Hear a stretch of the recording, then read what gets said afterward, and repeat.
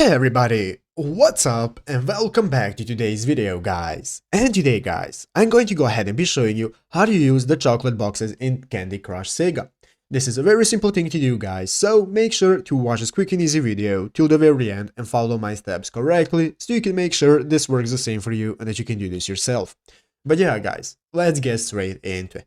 So guys, the first thing you want to do is go ahead and open up the official Candy Crush application on your mobile phone if you haven't already. And after opening it up guys, go ahead and log in to your account. After logging in, you'll be greeted by this main page right here, which is the home page of the game where you can see your map and all of your levels. You can see the events, the shop, and so on.